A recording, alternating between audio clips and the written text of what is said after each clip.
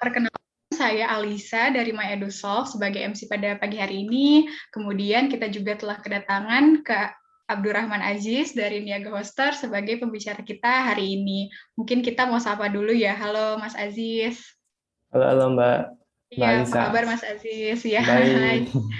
Iya, semoga Mas Aziz dan juga teman-teman semuanya dalam keadaan sehat ya. Terima kasih banyak Mas Aziz Amin. sudah meluangkan waktunya untuk menjadi pembicara di webinar pada pagi hari ini. Iya, mungkin nanti kita bakalan bincang-bincang lagi ya, Mas. Kemudian teman-teman, kami juga dari MyEdusoft ingin berterima kasih kepada media partner yang telah membantu kami mensukseskan acara. Di antaranya itu ada Wacom Indonesia, ada Daily Social, ada Blog 71, ada Bengkel Slide, ada dari Women Beyond, dan juga banyak himpunan mahasiswa serta organisasi kampus yang juga telah membantu kami gitu ya dalam melancarkan acara pada hari ini. Nah, agar acara ini pada hari ini berjalan dengan lancar, maka saya akan jelaskan beberapa peraturan yang harus diperhatikan oleh teman-teman ya. Yang pertama, pastikan teman-teman telah mengisi pre-survey acara ini. Kemudian yang kedua, untuk mikrofon dimohon untuk dimatikan selama penyampaian materi, dan kamera sangat disarankan untuk dinyalakan ya teman-teman, agar nanti interaksinya lebih enak dan juga kita bisa lebih saling mengenal seperti itu. Kemudian apabila ingin menyalakan kamera, silakan gunakan pakaian yang sopan dan juga dimohon untuk tetap kondusif. Dan yang terakhir, jika nanti terdapat pertanyaan, mohon disampaikan melalui kolom chat atau klik raise hand, dan nanti tunggu aba-aba dari saya untuk dipersilahkan seperti itu. Nah, mungkin teman-teman di sini ada yang baru pertama kali juga ya ikut acara dari My EduSolve. Mungkin saya terlebih dahulu ingin lebih memperkenalkan kepada teman-teman My EduSolve itu apa. Jadi My EduSolve itu merupakan perusahaan teknologi yang bergerak di bidang pendidikan. Kami memiliki visi untuk meningkatkan kualitas angkatan kerja di Indonesia dengan menyediakan berbagai macam kelas dari berbagai bidang. Di bidang teknologi kita ada kelas-kelas tentang data science, data analytics, kemudian juga ada di bidang kreatif kita ada kelas desain grafis, Photoshop, hingga digital marketing, sampai kategori bisnis dan bahasa pun kita ada seperti tentang Microsoft Excel dan juga bahasa Jepang. Nah, untuk informasi lebih lengkapnya, mungkin teman-teman bisa follow Instagram kita di MyEduSolve. Nah, kemudian untuk perkenalan lebih lanjut nih mengenai Niaga Hoster, mungkin akan dijelaskan oleh Shiva ya. Kepada Shiva, dipersilahkan. Oke, terima kasih banyak Mbak Lisa atas perkenalannya. Perkenalkan aku Siva dan di sini aku akan memperkenalkan sedikit tentang MyEduSolve. Niaga Hoster. Kalau tadi sudah dikenalkan tentang MyEduSolve oleh Mbak Lisa, aku akan memperkenalkan tentang Niaga Hoster. Mungkin di sini juga teman-teman ada yang baru tahu Niaga Hoster apa sih, atau mungkin ada yang sudah tidak asing dengan Niaga Hoster itu. Jadi, Niaga Hoster merupakan penyedia layanan web hosting yang sudah berdiri sejak tahun 2013. Nah, Niaga Hoster ini berpusat di Yogyakarta. Nah, Niaga Hoster juga telah melayani lebih dari 29 juta pelanggan di 178 negara. Oke, selanjutnya. Nah, untuk selanjutnya, ada sedikit video yang mungkin untuk perkenalan tentang lebih lanjut Niaga Hoster itu apa.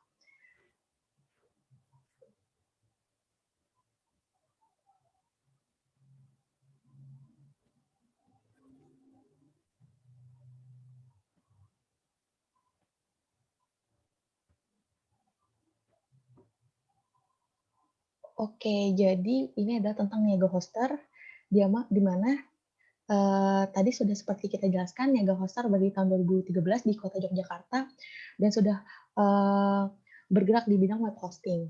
Apa aja sih produk Niaga Hoster? Ada share hosting, VPS, cloud hosting, domain, email hosting, dan juga jasa pembuatan website. Apa aja sih keunggulan Niaga Hoster dibandingkan yang lainnya? Tentunya harganya jauh lebih murah. Terus garansi 30 hari uang kembali, server cepat dan andal, dan juga support-nya 24 jam. Nah, tidak hanya itu, seperti yang tadi dijelaskan, keunggulan kita adalah salah satunya adalah layanan 24 jam customer service. Jadi, kalau misalkan ada terkendala tentang terkait web hosting-nya atau masalah lainnya terkait produknya Niaga Hoster, boleh aja langsung calling kita. Itu. Nah, pelanggan-pelanggan Niaga Hoster tuh sudah banyak, mulai dari Hydrofoco, Petro, Kimia Gresik, Oten, Rabani, Ricis Factory, dan juga masih banyak lainnya. yang mungkin tidak muat kalau dimasukkan satu persatu. Nah, total pelanggan kita di seluruh Indonesia itu sudah lebih 61.000 pelanggan. Kurang lebih itu.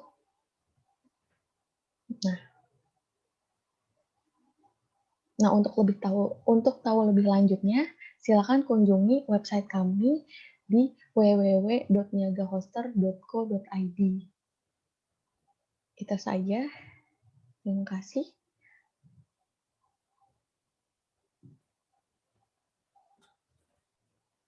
Oke, atau kontak di sosial media kita lainnya. Nah, ini untuk selanjutnya, mungkin boleh dibantu juga untuk audionya agar teman-teman bisa lebih terdengar.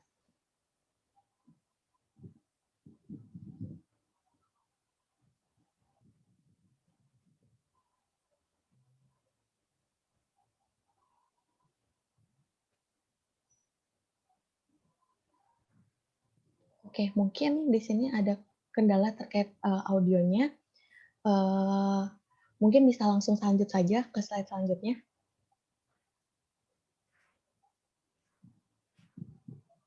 Nah, selain itu, kita ada opportunity untuk karir online bersama Niaga Hoster nih, gitu.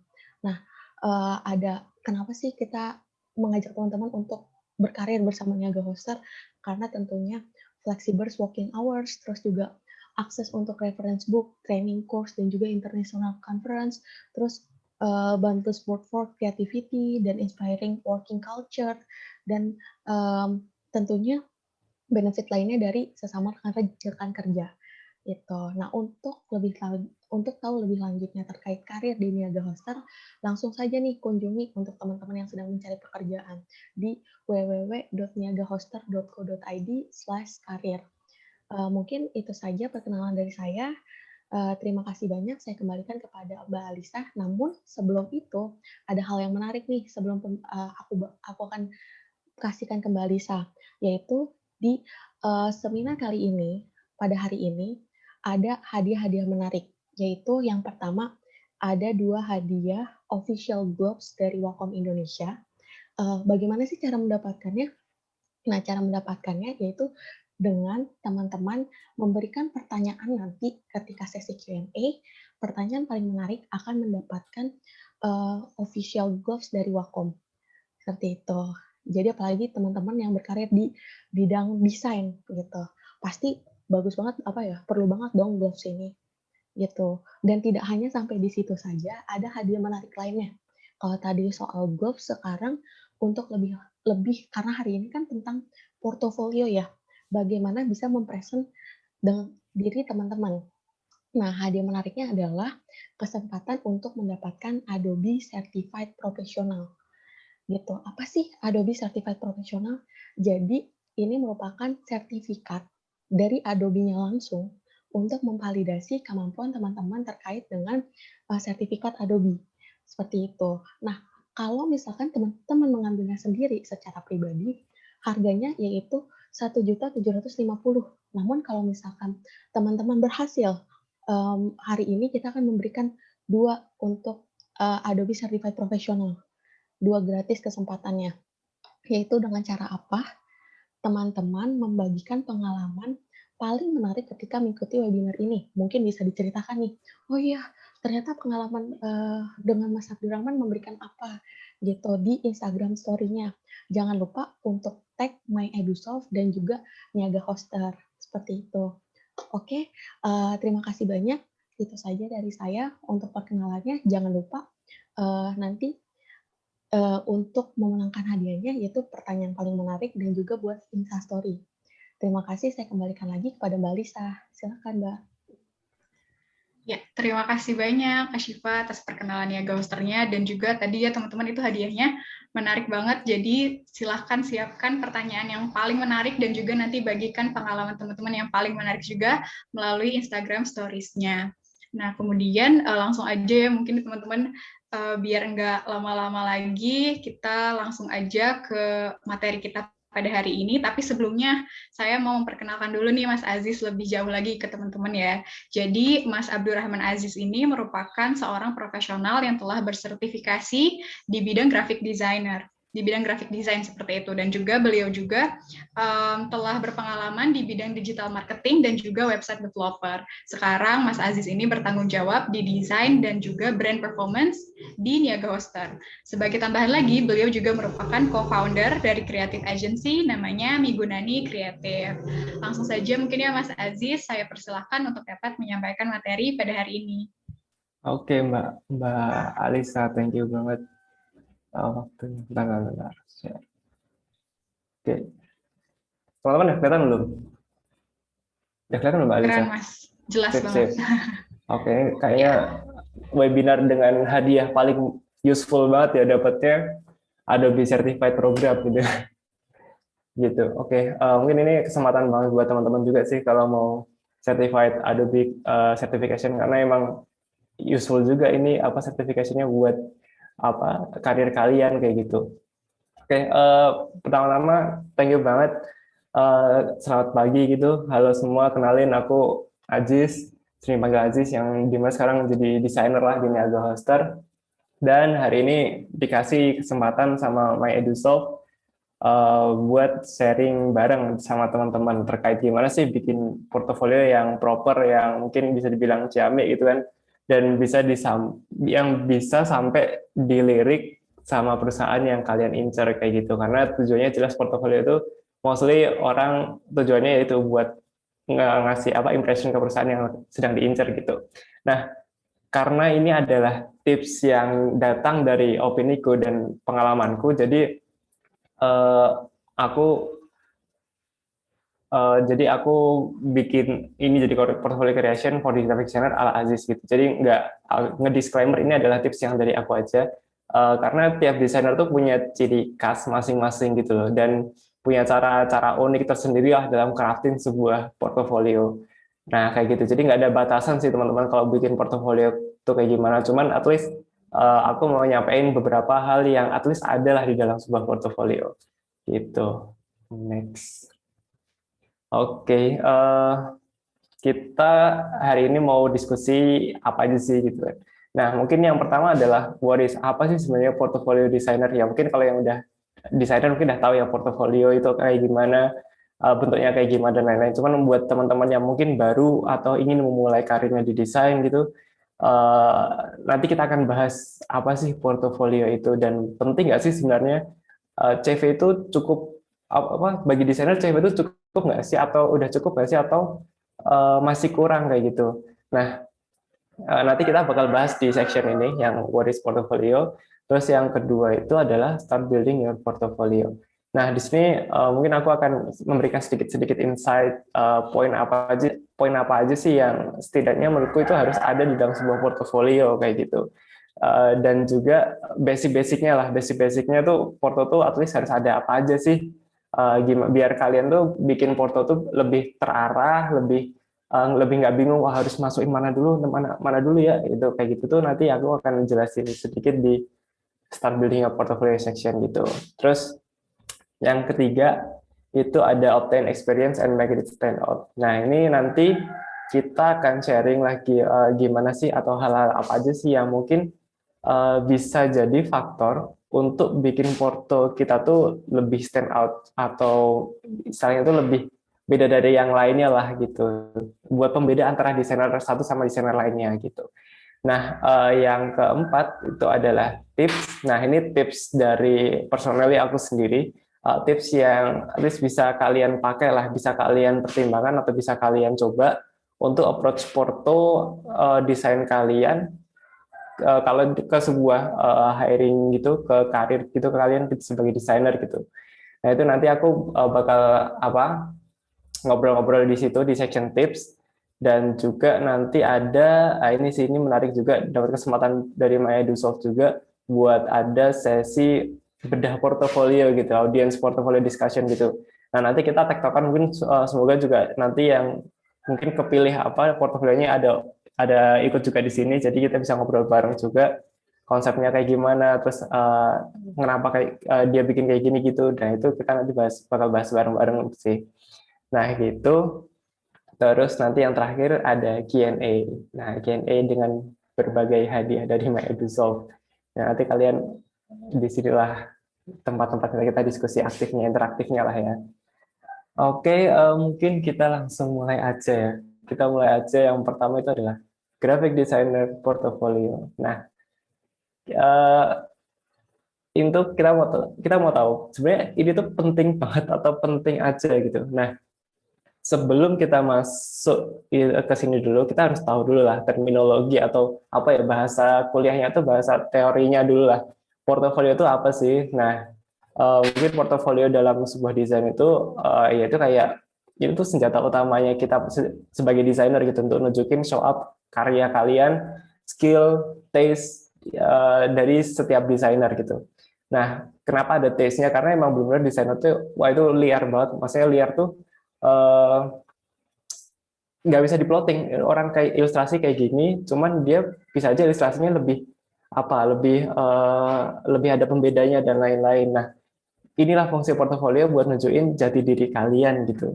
Senjata utama para desainer lah untuk nunjukin pamer karya yang udah mereka buat sendiri, dan di situ juga buat nampilin tes desain yang mau kalian show up ke audiens atau klien atau perusahaan yang kalian incar gitu. Nah, terus penting nggak sih? Nah, itu penting banget cuy. Jadi kalau di graphic designer, di karir di graphic designer itu menurutku CV itu nggak cukup sih. Jadi malah yang pertama itu adalah kalau bisa portofolio dulu deh yang dibikin. Maksudnya ya karena apa ya, basisnya perusahaan misalnya nyari hiring sebuah graphic designer atau desainer apapun itu mostly lihat dulu nih dia udah bikin apa aja sih gitu. Udah seliar mana sih eksplorasi mereka kayak gitu, dan ya itu jadi penting banget gitu, nomor satu lah buat para desainer, CV nomor dua gitu. Kalau menurutku ya yang mungkin pernah jadi in charge person juga nge-hire desainer di Niaga Hoster gitu. Ya aku sebenarnya sih ngelihat pertama itu justru portonya dulu, emang portonya dulu kita nikmatin bareng-bareng sama tim, tesnya dari desainernya, cara dia ngelakuinnya, ngerangkainya, dari sebuah karya yang mereka buat gitu. Nah, disitulah kita menikmatin sebuah karya dari teman-teman, dari orang-orang yang nge-hire peluang sebagai graphic designer gitu. Nah, itulah pentingnya porto. Jati diri desainer kalian tuh intinya ada di porto banget lah gitu. Nah, tapi nyusun portofolio itu juga ada tiki-takanya. Jadi nggak sembarang kalian bisa tempel udah terus nanti kirim gitu aja ke perusahaan inceran kalian. Itu menurutku itu kurang proper sih. Maksudnya kurang fit aja gitu, dan kalian harus bisa ngerangkainya jadi lebih enak buat dibaca juga. Toh juga karena ya, kalian juga ya misalnya kayak CV juga sih, susun serapi-rapinya gimana caranya biar tim hire-nya tuh juga enak juga membaca personality kalian kayak gitu. Nah, kira-kira apa aja sih yang kiranya harus diperhatikan gitu kan? Nah, ayolah tuh kita lanjut ke sesi selanjutnya, yaitu build your portfolio. Nah, di sini tuh kita bakal ngobrol tentang apa aja sih step dan komponen yang harus kalian siapin gitu, yang at least ada di portofolio kalian, dan biar juga portofolio kalian tuh bisa lebih rapi dan bisa ngejelasin yang tadi aku bilang tadi ke klien, ke audiens, ke perusahaan incaran kalian gitu. Nah, kita lanjut. Yang pertama adalah yang bisa kalian coba itu adalah explore and get inspired. Nah, ini adalah yang pertama, ritual wajib para desainer. Udah jelas pastilah kalau mungkin mulai sebuah project atau proyekan kayak gitu, mesti pertama nyari referensi dulu. Nyari referensi itu bukan artian kita copy paste gitu ya, copy paste desain lain terus kita samain gitu, enggak. Jadi referensi itu cuman kita ya screening aja, gimana sih cara orang itu ngedesain sebuah konsep kayak gini-gini, project kayak gini, gimana sih cara mereka ngedeliver. Nah, itu tuh yang sebagai referensi gitu.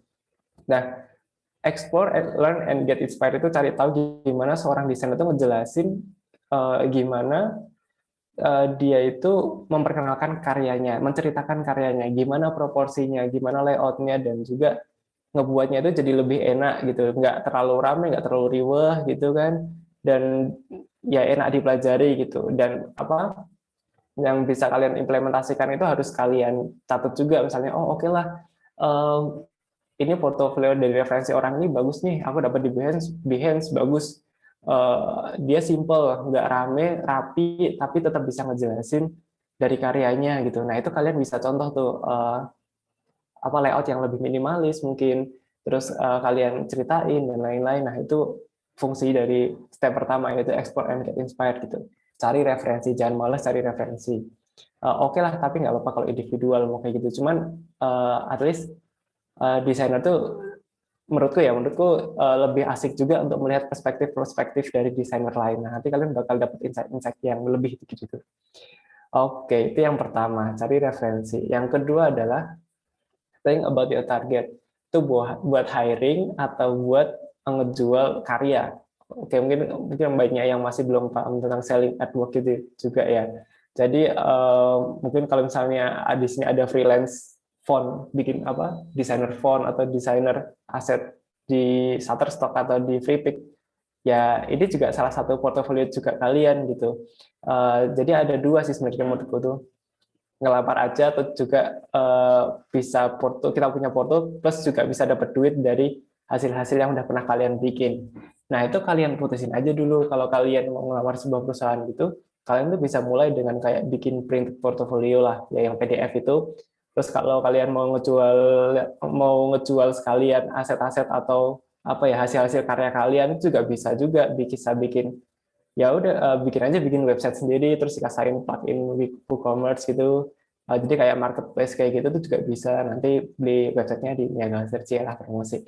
Terus kalau di website kan mostly ada juga yang bikin portofolio itu di website juga, jadi kesannya tuh lebih interaktif, bisa menikmatin secara apa ya, secara movementnya lebih enak gitu. Itu ada juga, kalian punya opsi lah antara mau bikin printed portfolio atau mau dibikin sekalian aja di websitenya kayak gitu. Bikin website, ya udah karyanya tinggal drop semua di website kalian. Itu sebenarnya nggak masalah dan nggak dilarang juga kalian bikin portfolio di website gitu. Nah, cuman mungkin yang paling apa ya, paling sering di Indonesia itu adalah via printed atau PDF, atau itulah dokumen PDF kayak gitu. Nah, itu kalian pikirin dulu deh kayak gimana mau buatnya, mau target perusahaannya tuh kayak gimana, kasih printed atau kasih web aja is okay, itu terserah kalian gitu, nggak ada batasan gitu. Terus yang ketiga itu adalah show up your best work gitu. Tunjukin kerja kalian yang best of the best. Jadi menurutku ya, taruh yang paling keren menurut kalian desain yang paling kece bagi kalian tuh, taruh paling atas gitu, biar yang nge-hire itu langsung nge-impress. Wah kacau nih, cakep banget, boleh juga nih konsepnya, terus kayak gimana cara eksekusinya. Nah itu memberikan kesan juga untuk para tim hire dari perusahaan kayak gitu. Nah intinya adalah kasih karya-karya terbaikmu aja gitu. Cari yang karya yang menurut kalian itu impactful ke sebuah klien kalian sebelumnya atau perusahaanmu yang sebelumnya gitu. Yang mungkin desainmu bisa merubah keadaan perusahaan itu menjadi lebih dinamis, lebih banyak followernya dari feed yang udah kalian bikin kayak gitu. Terus performance-nya dari insight Instagram-nya bagus. Nah, itu tuh bisa tuh kalian kasih ke dalam portofolio kalian. Nah, maksudnya show up your best work itu enggak ya boleh banyak yang kalian lakuin itu boleh, cuman sebisa mungkin jangan terlalu kalau bahasa Jawanya tuh tumplek, jadi semuanya tuh dimasukin semua, ya udah jadinya riuh banget, banyak banget kayak gitu. Nah mungkin kalau mau kayak gitu juga bisa aja gitu, teman-teman tinggal kasih kayak table of content gitu, daftar isi, nanti terus kalian kasih hyperlink dari karya-karyanya kalian. Nah, itu bisa juga, jadi nggak ada batasan juga sih kayak gimana. Cuman best practice-nya mungkin kasih aja yang best work-nya kalian gitu. Terus yang keempat adalah explain it, jelasin karya kalian gitu. Jangan sampai cuman tempel aja gitu.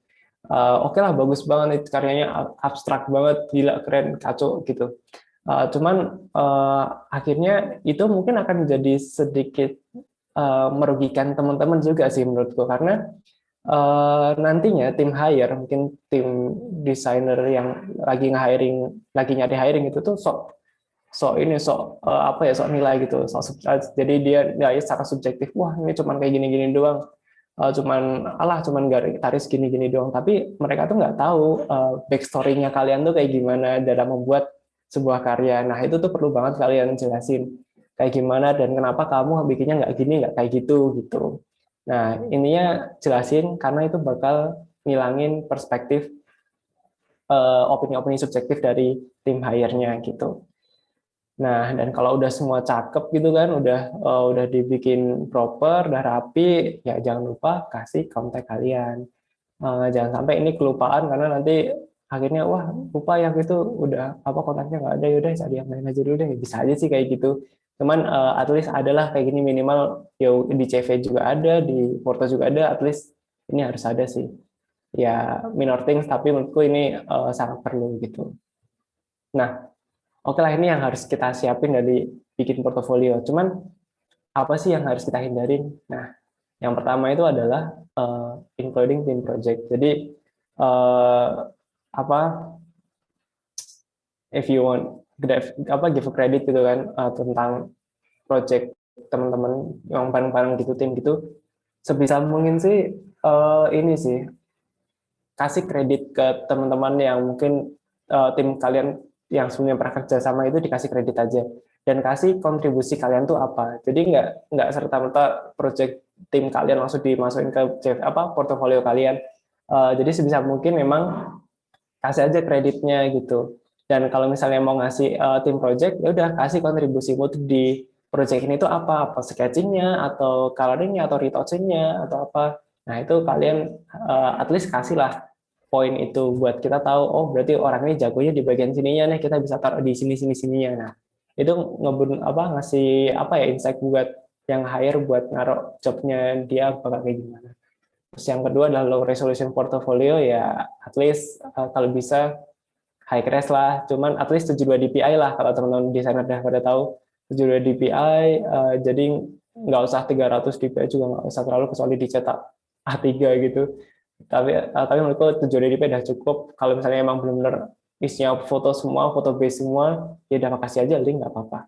Terus yang ketiga itu adalah not using mockups.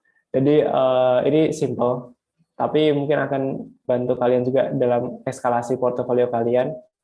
Kalian bikin desain packaging tapi nggak pakai mockup kayaknya kurang banget. Kasih aja mockup, kan banyak mockup gratisan gitu di Graphic Burger dan lain-lain. Nah itu wajib sih buat kalian masukin sebagai portofolio. Jadi nggak cuma desain mentah 2D-nya doang. Yang keempat adalah showing too much. Nah ini yang tadi aku bilang sebelumnya, kalau bisa sih jangan terlalu banyak ya, jangan terlalu banyak. Cuman ya udah kasih aja yang best-bestnya kayak gimana, paling keren-kerennya gitu, corin aja semuanya. Cuman kalau misalnya mau banyak, emang mau show up ini loh karyaku banyak, itu juga nggak apa-apa. Cuman at least kalian kasih table of content, kalian kasih hyperlink biar nggak ngebingungin tim hire-nya gitu. Itu yang harus kalian hindarin gitu kan. Terus kita udah sampai di poin-poin yang tadi, step-step sama yang harus kita avoid things-nya lah gitu. Nah, contoh aplikasinya kayak gimana, nanti kita lihat di Behance dulu, tapi sebelumnya aku mau ngasih quotes yang tadi, yang perlu kita ingat lah kalau misalnya mau bikin portofolio. Jadi intinya adalah, without the context, your work will be judged purely subjective. Jangan sampai cuma asal tempel aja. Intinya itu sih. Itu menurutku ini yang paling esensial banget. Gitu. Nah, contohnya kayak gimana sih bentukannya? Kayak apa porto yang proper gitu. Nah, aku dapat di Behance kan udahan. Ini udah kelihatan nggak? Aku pindah tab, Mbak Alisa.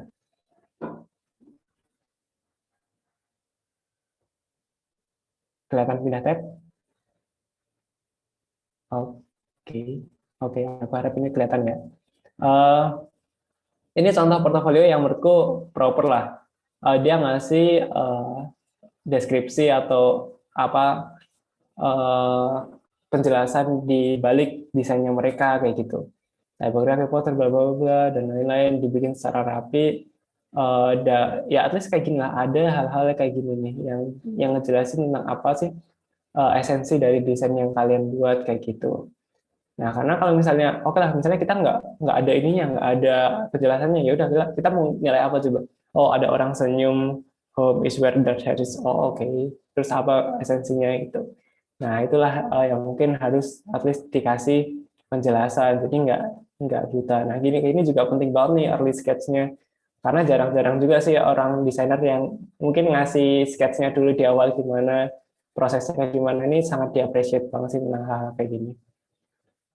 Nah, ini contoh-contoh yang proper, yang menurutku ini proper dan bisa kalian contoh lah kalian bisa nonton di Behance gitu. Nah, ini mereka ngasih key point juga, dia bisa motion graphic, oke, tambah aja di motion graphic.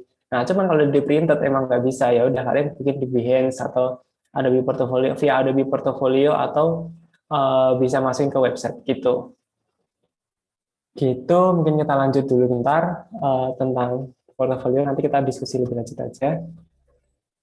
Terus yang ketiga adalah obtain experience and make it stand out. Gimana sih caranya nge-obtain experience kita dalam sebuah portfolio gitu, dan bikinnya itu jadi lebih lebih keren lah, lebih estetik dan lebih proper gitu. Nah, ini yang pertama adalah experience. Oke, mungkin kalian udah masukin ke CV kalian, experience kalian kerja di mana. Cuman menurutku kalau di portofolio, kalau ingin mau menambahkan kayak timeline experience gitu, oke, bisa ditambahin. Cuman yang hal related dengan desainer karir kalian gitu, dan kasih short job desk-nya kalian gitu. Kasih aja kontribusimu di perusahaan itu apa sih, lebih ke arah retouching, finishing semua digital foto aset gitu, bikin lebih ciamik, gabungin kepala, gabungin itu, bikin feed sosmed dan lain-lain. Nah, itu perlu kalian kasih tahu biar yang hire itu juga paham, oh, orang ini bisa expertise-nya di sini-sini, bisa digunakan seperti kayak gini. Nah, itu kayak gitu penting banget sih memang hal-hal kayak gini. Terus yang kedua adalah certification. Nah, ini optional, cuman ini kadang sangat berpotensi juga buat jadi nilai plus gitu. Kayak ya tadi yang My Edusolve itu tadi punya kayak Adobe Certification, itu penting banget sih teman-teman. Buat apa ya kelihayan kalian di dalam sebuah tools graphic design gitu, itu menurutku itu juga penting juga gitu untuk kalian punya gitu. Jadi artinya kalian punya pegangan lah, apalagi kalau hal-hal di company yang lebih ke arah corporate itu pasti biasanya kalau udah ada certification, wah, dia udah langsung berbinar-binar matanya, wah, ini kayaknya keren banget ya orang certification Adobe lagi kan, udah langsung auto oke gitu biasanya. Nah, itu sih certification. Terus yang ketiga itu adalah give a study case. Nah, ini mungkin akan sering terjadi di lamaran yang notabene adalah senior graphic designer dan lain-lain, creative designer. Nah, maksudnya adalah jadi desainer itu nggak cuma serta-merta ngedesain visual, terus gambar ini itu, cuma tanpa ada pondasinya, nggak ada case yang sedang diangkat itu apa gitu. Nah, mungkin kalian kalau misalnya mau mulai ke tahap ke arah lebih senior graphic designer, menurutku better kalian bisa masukin kayak study case gitu ke dalam portofolio kalian. Study case-nya kayak gimana sih? Kayak mungkin nge-revamp, atau nge-revamp itu apa ya bahasa? Merubah treatment desain sebuah sosmed di perusahaanmu itu yang tadinya mungkin cupu gitu kan, kalian bikin lebih stand out, kalian mungkin lebih colorful dan lebih interaktif, terus kalian buktiin sama hasil insight dari Instagramnya, like-nya banyak, share banyak, UGC-nya banyak, terus konversinya juga banyak nih di ads ROAS-nya, di FBS-nya. Wah, ini itu tuh bisa jadi salah satu poin kalian buat ngejual diri kalian ke perusahaan itu lebih tinggi gitu. Jadi orang itu nggak cuma bisa ngedesain aja nih, bisa juga tahu tentang marketing, bisa bikin visual tuh yang oriented, proper, ke arah marketing, bisa ngejual. Nah, itu yang menurutku bisa diangkat gitu di portofolio kalian. Dan yang keempat adalah personal project. Kalian boleh juga nge-share personal project kalian di luar yang udah berkaitan dengan perusahaan-perusahaan kalian sebelumnya. Jadi di luar karir, kalian punya personal project, kalian individually moving kayak aku mau nge-redesign logo ini nih, mau nge-redesign ini karena logo yang sekarang tuh kayaknya kurang proper nih, kurang bisa adaptif di berbagai kondisi, misalnya di sebuah brand A. Nah, itu kalian boleh ngasihin personal project. Nah, itu juga bisa jadi nilai tambah juga sih buat teman-teman, buat ngejualin tentang gimana sih teman-teman tuh nganalisa sebuah desain dan gimana caranya kalian merubah itu menjadi hal yang lebih proper gitu. Nah, terus yang itu tadi yang tips bukan tips-tips, yang cara gimana nge-boost portofolio kalian jadi lebih proper gitu, lebih apa ya, lebih kuat lah dan lebih beda dari yang lainnya. Nah, itu yang tentang Octane. Terus gimana caranya? Mungkin ini adalah tips-tips asik sih. Tips-tips asik dari aku aja sih. Jadi kayak personally dari aku tips-tips yang mungkin kiranya bisa kalian pakai di dalam menempuh karir desain. Anjir, menempuh karir desain. Yang pertama adalah jangan malas. Jadi jangan malas utak-atik portofolio kalian sesuai dengan target perusahaan kalian. Jadi kalau misalnya emang perusahaannya itu memang basisnya adalah illustration based atau ilustrasi atau mungkin foto based atau digital imaging, ya udah kalian taati lagi portofolio kalian jadi lebih proper mungkin ke arah oke perusahaan inceranku digital apa digital imaging foto based banget nih, ya udah portofolioku tak adjust lagi nih, yang paling atas yang paling tak tonjolin itu lebih ke arah DI-nya, ke arah digital imaging-nya. Kalian kasih itu semua, ilustrasinya pemanis dulu lah, cuman beberapa doang gitu. Nah, itu tuh bisa berpengaruh juga dalam hal chance buat kalian diundang buat di interview buat ngejelasin tentang project-projectan kalian yang udah pernah kalian buat gitu. Ya, pertama jangan malas. Yang kedua adalah analisa dan kasih pendapat kalian gitu. Jadi mungkin kalau ini mungkin ada levelnya senior mungkin ya. Kayak ya udah kalian kasih aja analisa style dari treatment desain dari perusahaan yang kalian mau incer gitu. Udah kalian kasih aja pendapat. Oh ini kayaknya bisa diimprove nih, tapi usahakan jangan kayak ngejatuhin teman-teman. Jadi kayak ya udah kasih aja konstruktif feedback. Kasih aja hal-hal yang mungkin bisa menambah apa value dari desain yang kalian buat itu ke perusahaan yang kalian buat, tapi tetap dibatasin. Jadi jangan sampai kalian kasih detail kayak gini-gini nanti tarik apa di strateginya gini-gini, jangan, nanti kalian malah senjata makan tuh, akhirnya nanti idenya mungkin jelek-jeleknya diambil sama perusahaan dan akhirnya itu jangan. Jadi bikin perusahaan yang kalian incer tuh jadi penasaran terus kayak gimana nih keberlanjutan strateginya, akhirnya diundang review. Nah kayak gitu. Terus yang ketiga itu kayak berikan appetizer. Itu mungkin dulu sempat berhasil di aku di Niagara sih. Jadi aku kayak kasih apa ya bahasa ini tuh kayak kasih appetizernya, kasih desain yang kiranya tuh aku tuh bisa loh adaptif loh, aku adaptif designer loh, aku bisa langsung nyocokin sama style kalian kayak gitu. Dan terus kalian bikin study case mungkin bisa ditambah elemen ini atau mungkin dibikin lebih simplified, itu bisa banget kayak appetizer kayak gitu. Terus yang keempat itu adalah show your hidden gems. Nah ini mungkin jarang juga, tapi mungkin kalau kalian teman-teman lihat yang tadi aku contohin di portfolio di Behance tadi, dia ngasih satu motion project gitu, satu slide gitu kan, itu kayak nunjukin aku tuh nggak cuma bisa nge-visual, cuman aku juga bisa, tapi aku juga bisa ngasih benefit ke kalian tentang 3D atau motion gitu. Nah, terus kalau misalnya ada yang tanya, wah nanti saya diguna-guna dong grafik desain kalau misalnya tak kelihatin hidden gems-nya. Nah, itu jadi justifikasi kalian aja gitu ke tim hiringnya. Kalau misalnya mau visualnya aja, ya salarinya segini. Tapi kalau misalnya mau nambah motion, bisa lah adjust dikit. Nah, kayak gitu. Itu bisa bisa banget sih buat kalian pakai buat triki-trikinya lah buat ke tim hiring. Makanya ada tim hiringnya Niagara juga, jadi berdek juga saya. Itu intinya kayak gitu.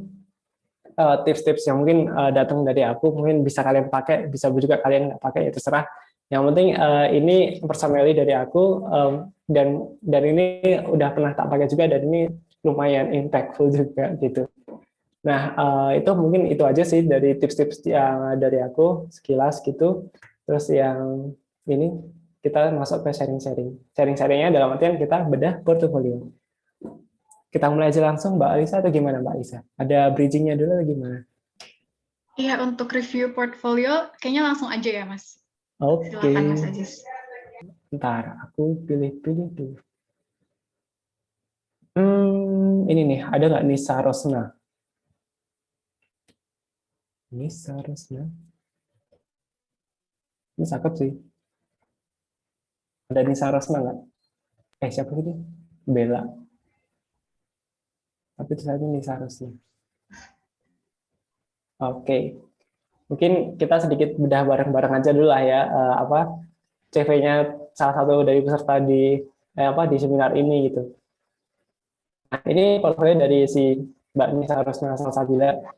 Iya, sepertinya Eh, Mbak Nisa juga ada di sini tuh, Mas. ayo, ayo, Iya. kita ngobrol Mbak. Ini keren banget loh. Aku mau tanya sesuatu.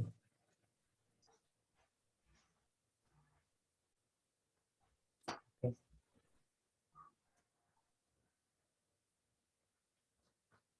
Oke, jadi kalau teman-teman lihat gitu kan, saya pertama kali mesti mikirnya adalah, wah orang apa sih Mbak Nisa ini adalah ilustrator gitu, jelas banget dia hand drawing gitu kan, bisa apa foto yang full langsung full art block kayak gini, ini bagus banget sih.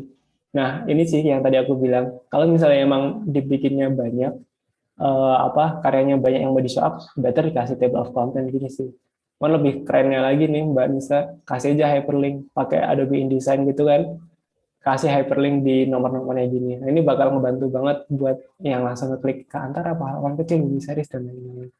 Gitu. Nah, ini juga ada personal project juga dari Mbak Disa, Mbak Bella lah ya aku bilang tadi.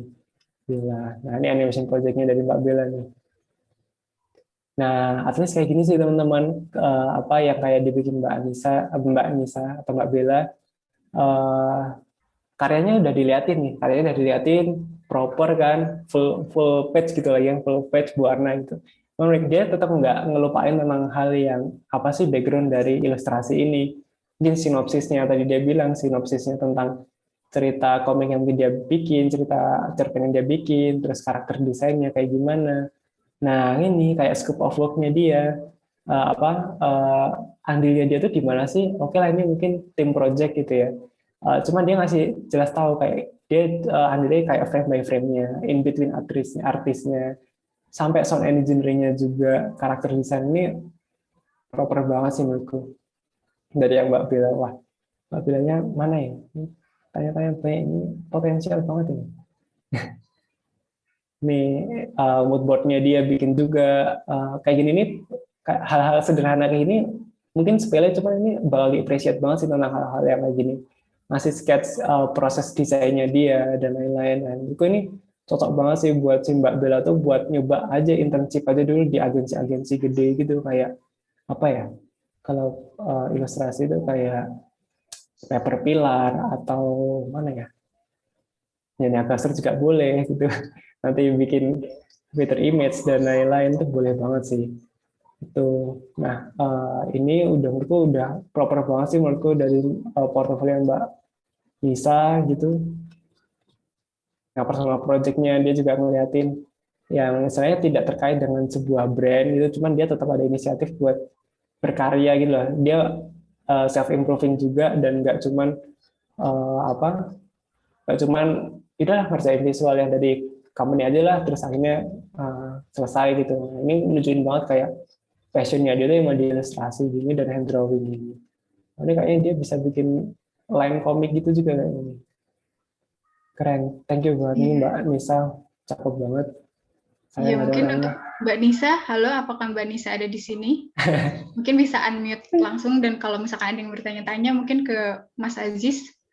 Ah, Iya Kak, bisa. Tapi Nah, mohon maaf saya izin off cam ya, karena iya lagi nggak apa-apa. banget. iya, nggak apa-apa, Nggak Mbak. apa-apa, nggak apa-apa. Mau bertanya Kak untuk portofolio saya kan, jadi saya memang berminat di bidang ilustrasi dan komik, cuman saya juga berminat di bidang animasi. Nah, tapi karena saya kan masih mahasiswa semester 6 dan belum terlalu sering, apa ya, belum terlalu sering nyemplung gitulah istilahnya ke dalam bidang ilustrasi, ke dalam bidang animasi. Nah, tapi saya tuh ingin mencoba untuk masuk ke dalam perusahaan animasi gitu. Nah, itu tuh gimana ya caranya biar saya tuh bisa gitu untuk membuktikan kalau misalkan saya tuh pengen belajar di dalam perusahaan itu juga gitu untuk permasalahan animasi. Nah, ini sih, ini dilema banget ya di semester 6 gitu kan. Kalau Iya. mau langsung part time nanti takutnya keteteran kuliahnya gitu. Nah, mungkin Mbak Nisa bisa langsung aja sih ajuin aja internship di perusahaan-perusahaan motion atau agensi gitu sih Mbak. Untuk itu bakal terbuka banget kalau untuk internship gitu. Dan mungkin apa ya di luar mereka buka lowongan gitu, buka internship, at least actively aja ngirim email sama portofolio kalian Mbak Nisa gitu ke sebuah agensi gitu. Karena mostly kan yang agensi-agensi yang mungkin lebih sering bikin animasi gitu bisa kalian coba juga gitu buat apply. Begitu Mbak, solusinya adalah internship ini bakal berguna banget kalau misalnya Mbak mulai internship kayak gitu Mbak. Udah mulai internship belum sih semester 6? Udah Kak, udah mulai. Ini juga saya lagi cari-cari makanya sekalian bikin portofolio buat internship. Oh, iya ya. Biasanya pakai, udah pernah bikin animasinya belum Mbak? Yang gerak gitu, moving gitu. Itu untuk yang apa project work yang bareng sama teman-teman itu untuk bikin animasi udah mulai. Cuman memang masih Hmm, gerakannya masih memang agak kaku gitu Kak. Karena kan saya belajarnya frame by frame animation dan berusaha masih emang baru pertama kali bikin animasi. Jadi kurang lebih gitu Kak. hmm. Tapi ini kamu hand drawing gitu pakai apa? Iya, Pakai ilustrasi, illustration? eh, iya illustration. Pakainya pakai Photoshop. Jadi frame by frame satu-satu gitu Oh, Kak bikinnya. lumayan juga ya frame by frame ya. Iya makanya. Kalau biasanya kan, kalau mungkin yang, ya mungkin info buat teman-teman juga, kalau kayak gini emang complicated banget. Maksudnya untuk gerakin pun juga agak complicated karena frame by frame harus bikin satu-satu per lembar per apa ya per layer ya Mbak ya, Iya, sendiri-sendiri iya benar. gerak-gerak gitu. Benar. Bedanya sama yang flat, kalau ini kan hand drawing flat. Kalau yang flat kan kita bisa kayak kasih rigging gitu ya Mbak Nisa ya, Iya, kasih apa animation rigging, jadi kasih tulangan gitulah kalau bahasa gampangnya itu bikin tulangan di Adobe After Effects gitu, terus nanti dia bisa gerak-gerak sini. Cuman kalau ini emang ini effortnya ngeri sih, menurutku. Ngeri juga sih. Keren, appreciate Iya, banget Mbak loh Mbak Nisa Nisa. nih. Rencananya berarti emang mau fokusnya ke arah apa ya, motion artist gitu buat game gitu kali kali ya Mbak. Bisa juga sih iya bisa kayak gini. bisa buat untuk game. Kalau game mungkin lebih ke arah background, tapi kalau misalkan untuk animasi mungkin lebih ke arah bisa storyboard artist atau karakter desainnya juga. Coba aja Mbak kayak perusahaan-perusahaan game gitu Mbak. Banyak banget yang nyari kayak dia tuh perusahaan game tuh dia itu mostly nyarinya tuh aset makingnya tuh kayak gini Mbak. Mungkin nanti dia bakal ngasih apa ya, apa sih aplikasi yang di iPad tuh, alah, ya itulah apa namanya, dia bikin aset gitu kan, bikin aset buat nanti masuk ke gamenya. Nah nanti biasanya di situ ada andilnya juga sama motionnya.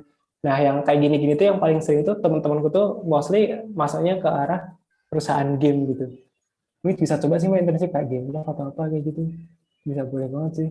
Oke Kak, siap. Terima kasih untuk saran dari infonya. Sama ini Kak, saya Mm-mm. mau bertanya untuk Mm-mm. permasalahan internship. Misalkan saya udah mendapatkan replyan dari perusahaan, berarti kan bakal ada interview ya Kak biasanya? Mm-mm. Biasanya sih kayak gitu Mbak. Nanti bakal dia langsung pengen tahu kan, wah ini kayak gimana behind the scene. Menurutku sih nanti tipsnya sih mungkin ini sih Mbak. Eh, Lebih liatin aja cara proses desainmu itu. Jadi dia bakal bakal menghargai banget cara desain kalian mulai dari scratch-nya kayak gimana. Nanti mungkin workflow-nya Mbak Nisa ini gimana bikin sampai jadi sampai motion-nya, frame by frame-nya kayak gimana, tulangan kayak gimana itu nanti bakal biasanya yang pengen dia cari itu di situnya sih Mbak. Kayak gitu. Jadi Karena untuk nanti ah, lebih ke arah kita sharing pengalaman kita gitu ya Kak untuk interview. lebih ke arah mungkin teknikalnya ya. Biasanya kan teknikalnya dulu eh, apa proses desain dari yang udah pernah kamu buat di portofolio ini kayak itu biasanya. Gitu. Kak, terima kasih untuk untuk saran-sarannya ya Kak. Saya Oke, good sangat luck banget loh Mbak Nisa. Ini keren banget Iya, sih. good luck Mbak Nisa. Ini beneran keren banget sih. Keren Sebenarnya sih. aku yang nggak ngerti desain pun ini pasti udah keren banget gitu. Keren banget sih. Oke, thank you Mbak Nisa. Kita Sukses terus sekarang Mbak Nisa. kemana lagi Ya. ya? Mungkin ada portofolio yang lain yang mau direview, Mas? Ada. Saya Oke. punya slot berapa nih? Ada lagi nih si siapa nih? Tak klik deh. Dava Afdal Dialhaq. Oke. Mas Dava Afdal, apakah ada di sini? Wah ini keren Oh, sih. kalau tadi berwarna sekali, ini agak Ini dark-dark mesti gimana nih? anak digital base gitu kan. Ini biasanya anak DI ini. Iya. Apakah ada Mas Dava? Sepertinya nggak ada ya Mas Dava ya? Mas Eva nggak ada ya. Nah ini boleh juga sih teman-teman contoh kalau misalnya portonya adalah DI gitu, apa digital imaging gitu. Kasih aja hal-hal, jadi gedein aja kasih detail-detailnya. Jadi kadang nanti tim hire tuh bakal nge-zoom, wah detailnya mantap juga gitu. Terus apa? presisinya kayak gimana, dan lain-lain itu kadang dilihat sama orang yang perusahaan yang basisnya emang lebih ke arah digital imaging atau retouching atau dan lain-lain. Itu kayak misalnya kalau kalian udah pernah tahu tuh kerjaannya si Tanda Seru. Tanda Seru itu agensi gitu di Jakarta. Itu kalian cari aja di Instagram tuh Tanda Seru. Jadi mereka retouching yang tadinya cuman foto motor parkir di pinggir jalan udah jadi kayak commercial ads kayak gitu. Nah, itulah yang biasanya peluang kalian di digital imaging. Kalau yang suka Photoshop, ganti-ganti muka orang, terus ganti-ganti muka siapa gitu, terus nanti terus ditaruh di apa yang paling basic itu taruh di backgroundnya merah Eiffel, tapi tone-nya kalian bikin serasa benar-benar di situ. Nah, itu kalian punya potensi sebenarnya, punya potensi buat karirnya di desain ke arah digital imaging. Nah, ini juga bisa dicontoh juga kayak dia ngasih apa yang tadi kayak aku bilang tadi, dikasih deskripsi atau dikasih apa sih cerita, maksudnya dia bikin kayak gini apa. Kalau misalnya kita cuma lihat di tujuan kayak gini kan, kita juga bakal subjektif, oh oke, orang kehujanan, terus apa esensinya itu. Mungkin dia cuma ngambil di Google doang karena saking apa ya, saking rapinya juga dia ngeblend sebuah image dan lain-lain. Nah, itu harus di state pakai kayak gini, ini penting banget sih gitu. Nah, ini nggak ada orangnya, jadi bagus, tapi bagus banget sih ini, keren, keren. Ya, Lanjut lagi tapi ya kali ya. sayangnya Oh ya, KDP-nya tidak ada sepertinya ya. ada lagi nih, ada Aresa. Aresa ada nggak? Hai Kak Aresa, apakah ada di sini? Ada. Oh, Halo, halo. Mbak. Ini anak ilustrator wannabe banget nih kayaknya. Anak icon mesti ini. Behind drive-nya ada nih. Oke, kita bedah dulu. Kayak ada army di sini kan, unsur-unsur army. Di dibikin yang apa, nonton portofolio itu sambil dengerin BTS ya. Boleh juga sih kayak gini. Iya, out of the box banget. Iya, kreatif banget. Kok bisa kepikiran gitu? Pikiran itu, jadi Iya. kayaknya biar apa yang akhir tuh kehipnotis dulu nih. Wah, gila keren. Jadi sambil goyang-goyang itu bisa juga. Hasil kinerja by Aresa. Widih. Oh ya, yang berarti ini basisnya emang ilustrator banget ya, Mbak. Mbak siapa tadi namanya? Mbak Aresa ya? Mbak Aresa. Ini buat di mana ini Mbak biasanya nih? Ini kemarin saya buatnya melalui aplikasi Ibis Paint. Oh. Saya juga nge-freelance di Twitter, coba-coba buat bangun portfolio, tapi saya bingung cara menawarkan hasil karya itu yang seperti apa, jadi kesannya berantakan gitu di dalam portfolionya. Maaf. Mungkin menurutku ini sih Mbak, ini udah bener sih menurutku, udah diklasifikasi kan logo dan mungkin ini Instagram post atau apa. Cuman menurutku dibikin aja yang klasifikasinya yang sengaja di filtering aja Mbak. Jadi kayak misalnya nih, ini nih yang kuning-kuning nih, ini dibikin satu page saja, terus dirimu jelasin nih, yang ini tuh maksudnya gimana sih, konsepnya tuh kayak gimana, kenapa dibikinnya kayak ala-ala game 2D gitu kan, cheerful kayak gitu, kenapa sih, justifikasinya kenapa sih bikin kayak gini dan treatmentnya kayak gini. Nah, itu bisa ditambahin. Jadi nanti portofolio itu jadi lebih rapi aja sih Mbak menurutku, dan yang nilai jadi lebih apa ya, lebih paham. Ini juga ada tambahan gambarnya kan, apa dibikin lebih nyantai juga pakai ilustrasi. Ini kakaknya jelasin kayak gimana, jadi lebih rapi tuh. Tapi ini at least Mbak Aresa udah ngasih hal-hal kayak gini sih, udah appreciate juga sih. Ini aja masih di Ibis loh, masih pakai Ibis Pen, lagi pakai nanti Photoshop gitu ya, lebih full HD itu lebih asik lagi loh Mbak. Gitu. Gitu.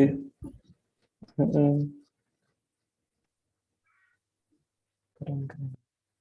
Nah, kayak gini nih, ini mungkin akan sering terjadi di kayak di hiring portfolio buat tim senior gitu kan. Apa dia kayak ngasih flow-nya dia kayak gimana, proses diskusinya kayak gini. Nah, ini cukup sih. Cuman mungkin kayaknya bisa dibikin simplified aja sih Mbak, dibikin satu halaman bisa kok sebenarnya kayak gitu. Cuman nanti mungkin lebih arah, mungkin lebih effortnya tuh layoutingnya kayak gimana biar tetap lebih enak dibaca orang kayak gitu. Nah, kayak gini-gini dalam pembuatan konsepnya ini bagus sih. Bisa tahu gitu juga. Oke, Oke, thank you banget Mbak Arisa nih, keren portofolionya. Rencananya mau fokus kemana Mbak? Berarti ilustrasi berarti Mbak? Sebenarnya saya bingung mau Hmm. digital imaging atau ilustrasi. Hmm. Kira-kira menurut Masnya saya pasnya di mana ya? Kalau di Ilustrasi atuh. Ilustrasi sama kayak ini loh Mbak, bikin sosial media feed yang mungkin yang orang-orangnya nyari kayak restoran, biasanya kan restoran gitu kan pengennya feed-nya tuh dibikin rapi, dibikin apa continuous gitu ya kayak gini-gini. Ini kayaknya bakal prospek banget sih buat hal-hal kayak gini. Ini bisa apply perusahaan-perusahaan yang basisnya tuh FMCG gitu kayak ya perusahaan-perusahaan makanan dan lain-lain itu yang mungkin dia tetap pengen nyari fun-nya dari segi ilustrasinya. Itu bisa sih Mbak. Pertahanin aja nih, ini style-style kayak gini nih Mbak. Jarang kok ada orang yang bisa kayak gitu. Yang stylenya kayak gini ya. Gitu. Wah, terima kasih ya Mas. Iya, iya, iya. Oke, oke. Semangat ya Mbak Aresa. Iya, Iya, mungkin Reza. aku jadi penasaran nih Mas, kayak kira-kira dalam satu perusahaan itu emangnya posisi yang buat berhubungan dengan desain itu ada posisi apa aja sih Mas? Iya, oke, bagus sih. Jadi kayak apa ya, di desain gitu kan. Mungkin aku spesifik ke Niagoster dulu lah, yang paling Iya, deket di oke. aku ya. Jadi kalau di Niagoster itu kita punya kayak kreatif tim. Kreatif tim tuh ya kita ngurusin bikin campaign, kita bikin inisiasi marketing, gimana caranya nyampein produk kita se-daily basis mungkin, karena mungkin orang juga nggak tahu hosting itu apa Anda. Orang juga nggak tahu, taunya website doang gitu. Nah, itu tugasnya kreatif tim dalam convert hal yang teknikal menjadi yang lebih daily basis kayak gitu. Nah, untuk posisi-posisi apa aja sih yang kaitannya sama desainer atau kaitannya sama kreatif gitu kan di Niaga Hoster gitu. Nah, di Niaga Hoster tuh ada tuh kayak karir path-nya tuh ada grup head-nya. Grup head-nya tuh ya udah dia yang menaungin kreatif, dia yang ngejagain kreatif. Terus ada lagi nih kayak tim grafik, tim video itu ada. Tim grafik tuh nanti ada dua jenis gitu. Ada yang leveling, ada junior staging apa general designer sama senior graphic designer. Nah, itu tuh punya fungsi-fungsi yang beda-beda juga sih Mbak Alisa. Kalau yang senior tuh mungkin dia lebih ke arah fokusnya problem solving design itu. Jadi nggak cuman dia ngedesain tapi dia harus tahu oke lah briefnya tuh ini nih. Bottleneck-nya adalah kita nggak bisa ngasih message ke audiens tentang produk kita yang terlalu complicated ini, yang apa yang namanya VPS, orang juga nggak tahu VPS itu apa. Itu kan nanti tim grafik yang senior ini mostly dia harus bisa nge-convert hal itu tuh jadi lebih ke daily basis. Gimana caranya sih nge-conversin atau ngasih medium ke teman-teman ke audiens tuh jadi lebih enak dicerna kayak gitu. Nah, itulah fungsi-fungsi kayak desainer. Jadi nggak cuma bisa desain menurutku, jadi juga harus bisa kayak memahami sebuah brief dan mengkonversikannya menjadi sebuah visual yang itu bisa berkomunikasi dengan audiens kayak gitu. Itu pertama tuh ada kayak graphic designer, terus ada video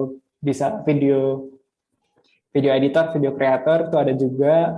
Kalau yang misalnya motion juga ada juga, tapi itu maksudnya nanti video gitu. Jadi kalau misalnya mau motion juga bisa bikin ilustrasi atau yang gerak-gerak tadi kayak Mbak Nisa tadi lebih ke arah gerak-gerak gitu tuh bisa banget jika lagi dicari-cari sampai sekarang motion graphic. Terus juga ada juga tuh art director tuh jadi kayak dia tuh yang kepalanya grafik sama video gitu Mbak Lisa. Jadi dia yang menaungi arah stylenya tuh nanti bakal kayak gimana nih. Ini yang trennya tuh sekarang lagi kayak gini, tolong dikonsepnya kayak gini. Nah, itu nanti itu tugasnya art director. Teman-teman yang suka yang mungkin bisa kayak ngarahin visual, tahu tren visual dan lain-lain itu bisa banget jadi sebuah art director. Biasanya karirnya si graphic designer ini kalau udah berapa ya, mungkin udah 4 tahun, udah sering banget eksekusi sebuah desain visual gitu kan, udah sering ngeselesaiin berbagai problem dalam membuat desain, itu bisa banget naik ke arah ke art director.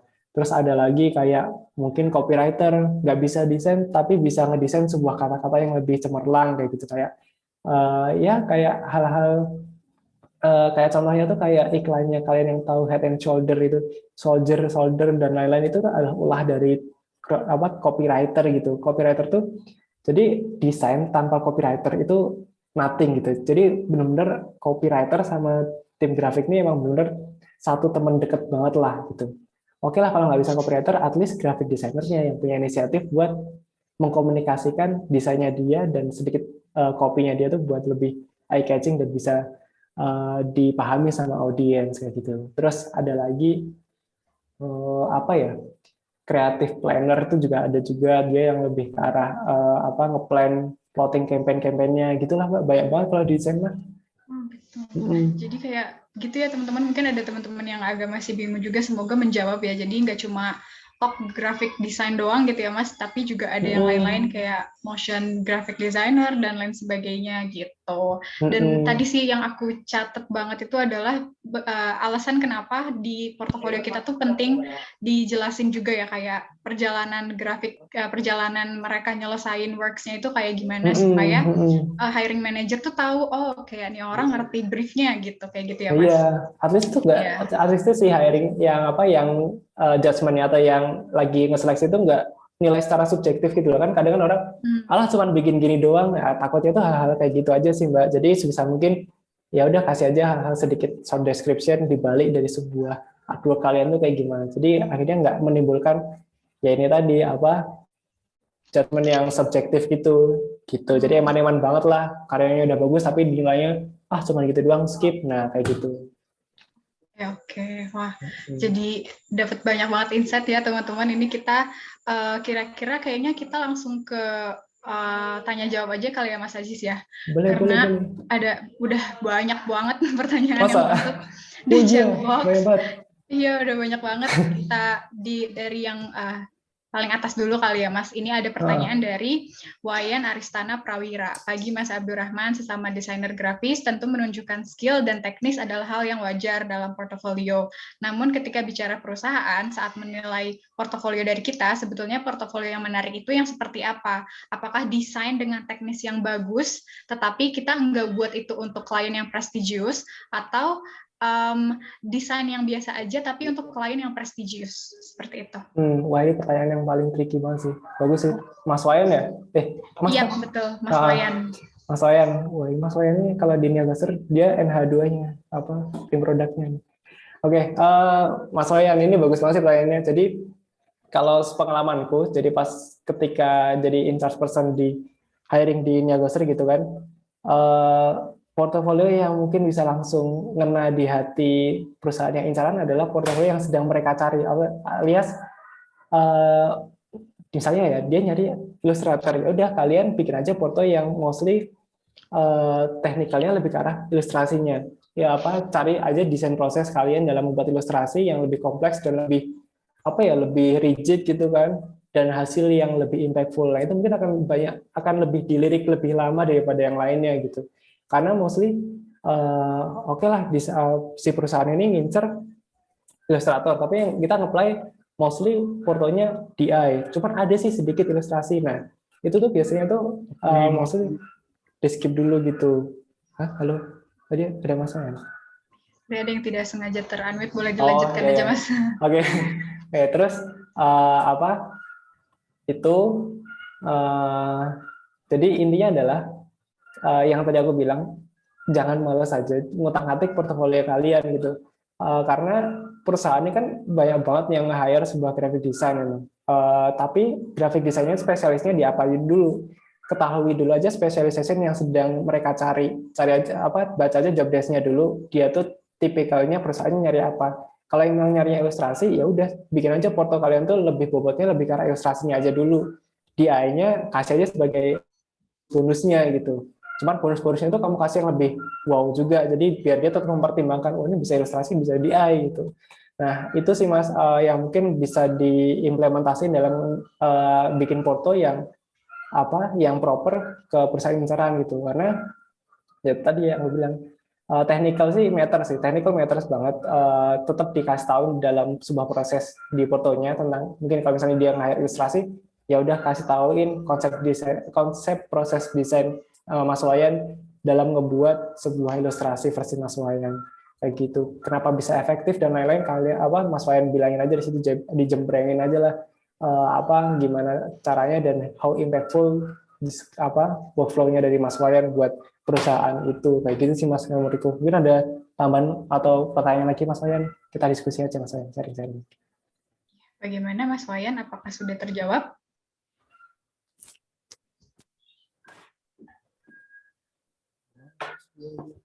Halo? Ya, mungkin sambil nunggu Mas Wayan, kita bisa ke pertanyaan selanjutnya dulu ya Mas, karena supaya semoga bisa menjawab sebanyak-banyaknya pertanyaan gitu. Kemudian ini ada pertanyaan dari Boleh udah Manik. ngasih pantun tuh. Ada uang, ada ikan hiu. Thank you. Sama-sama Mas Wayan, keren. Kayaknya ketularan Mbak Syifa kayaknya ya, jadi Oh gitu.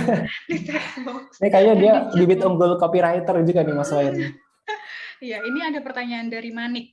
Tadi kan kita udah banyak bahas ya soal kayak penting banget untuk seorang desainer itu ngejelasin prosesnya ya Mas. Nah ini ada pertanyaan dari Manik. Bagaimana tahapan yang tepat bagi seorang desainer kita dapat menjelaskan proses tersebut dengan singkat dan padat agar audiens tidak bosan saat melihatnya.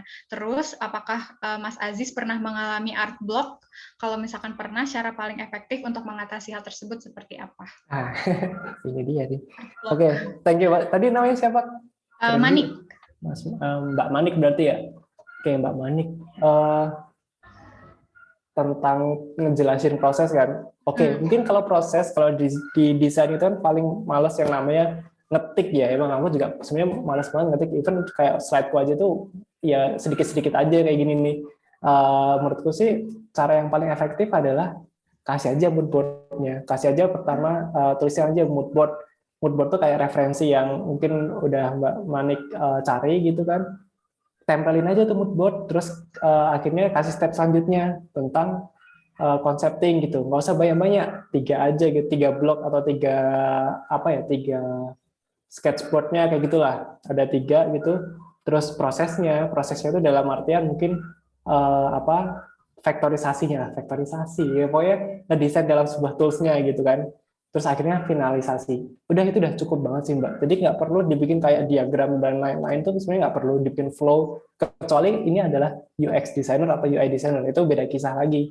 Itu lebih ke arah, wah itu lebih kompleks banget. Cuma kalau di graphic design sih, at least cukup kayak ngasih mood board, tempel-tempel aja mood board yang Mbak Manik dapat. Terus gimana caranya Mbak Manik itu concepting dari sebuah mood board itu. Tempelin aja 3 sama, terus akhirnya step selanjutnya itu adalah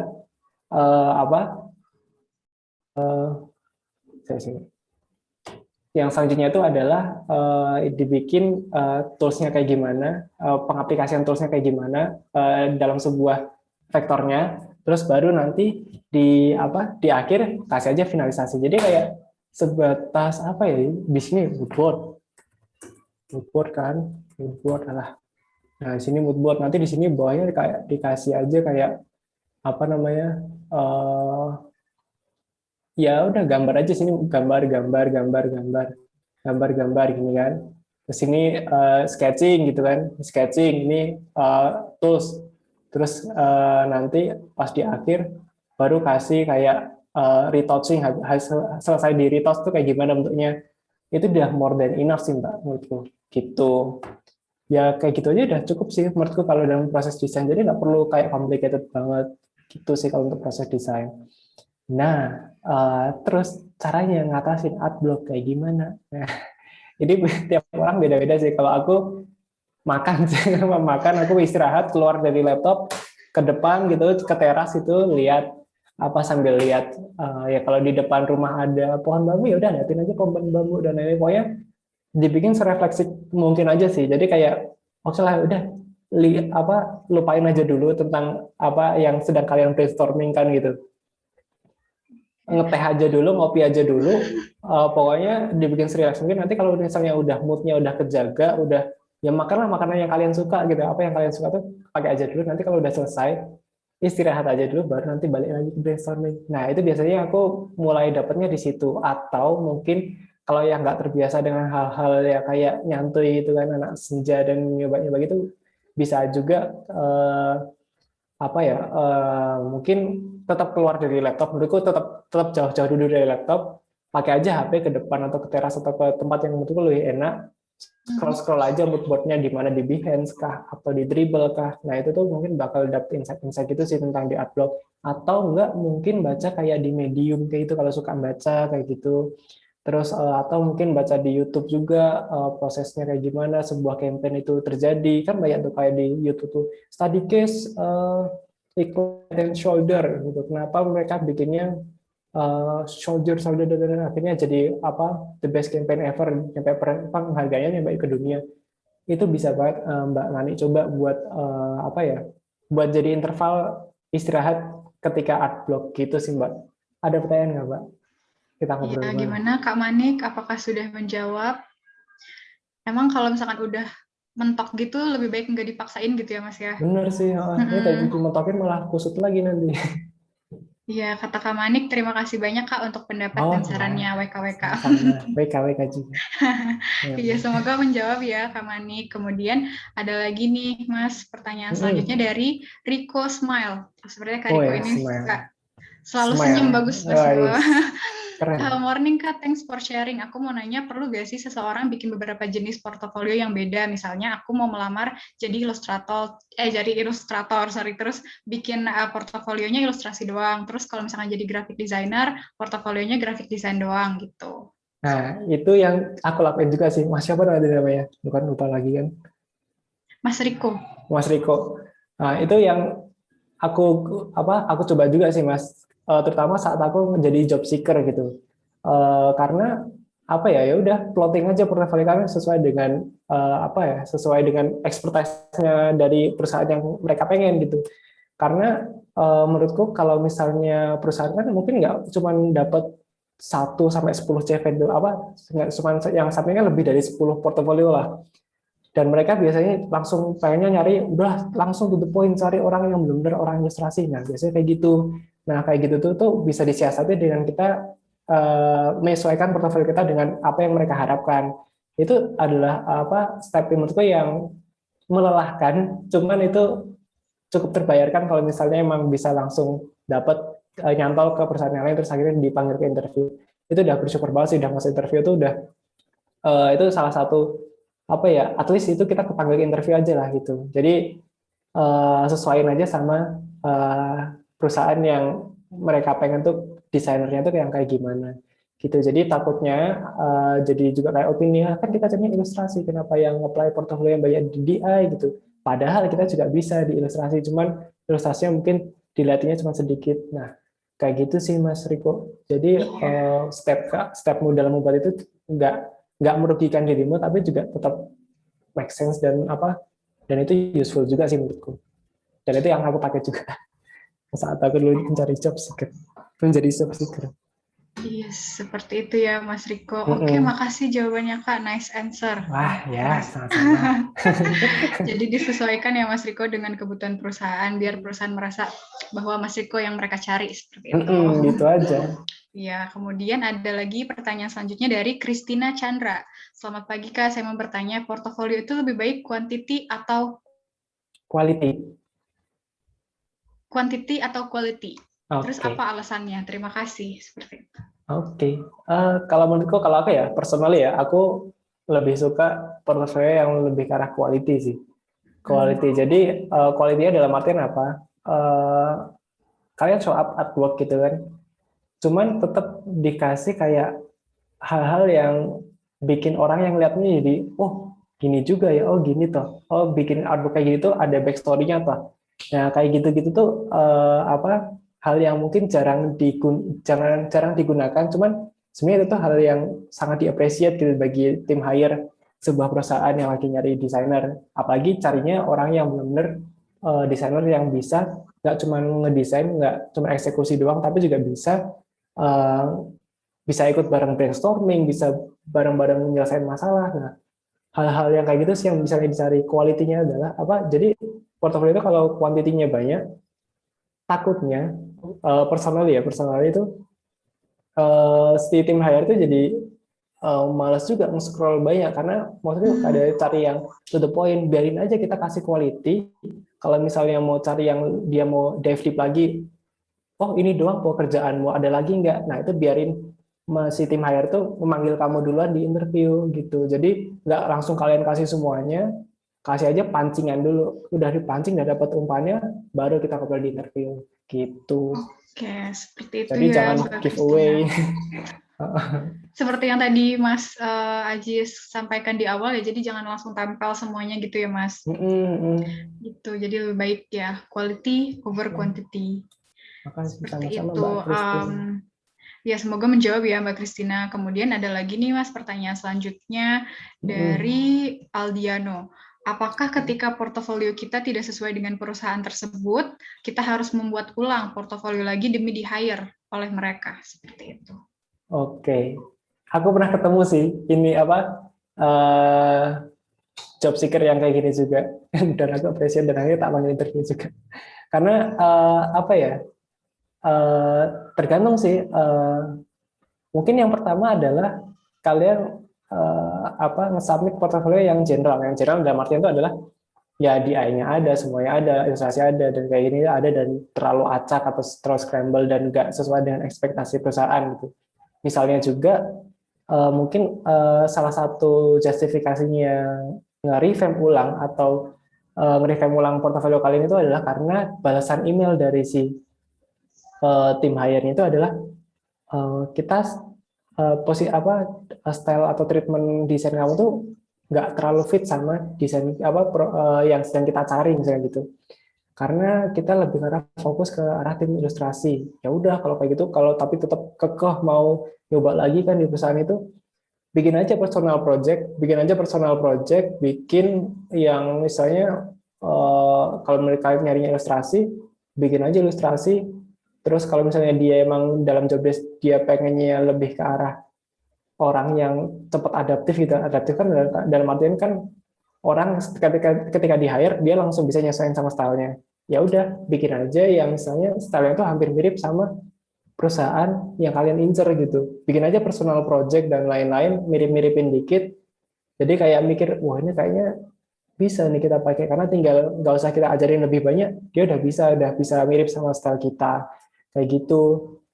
Jadi Mas Aldiano biasanya ya ya itu sih kalau misalnya emang nggak terima apa misalnya rejected tapi udah nyari perusahaan yang lain aja lah yang maksudnya tetap nyari yang ilustrasi misalnya cari tetap yang ilustrasi tapi dengan portofolio yang kayak gini juga nggak apa-apa.